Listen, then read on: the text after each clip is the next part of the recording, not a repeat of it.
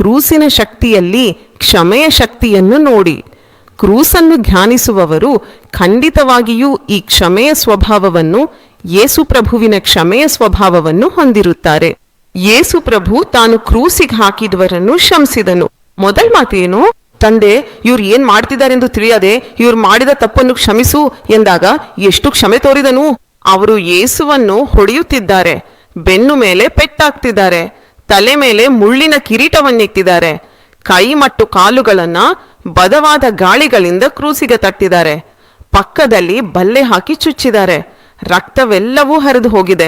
ಅವರು ಕ್ರೂಸ್ನಲ್ಲಿ ತೂಗುತ್ತಿದ್ರೂ ಕೂಡ ಒಂದು ಕೆಟ್ಟ ಮಾತು ಅಥವಾ ಒಂದು ತಪ್ಪು ವರ್ತನೆ, ವಿರೋಧಿಗಳನ್ನು ದ್ವೇಷಿಸುವುದು ಅಥವಾ ಶಪಿಸುವುದು ಯಾವುದನ್ನು ನಾವು ನೋಡ್ಲಿಲ್ಲ.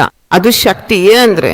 ಅಂತ ಶಕ್ತಿಯನ್ನು ಆತನಲ್ಲಿ ನಂಬಿಕೆ ಇಡುವರಿಗ ದೇವರು ಕೂಡ ಅನುಗ್ರಹಿಸ್ತಾನೆ. ದೇವರಿಗೆ ಸ್ತುತಿ.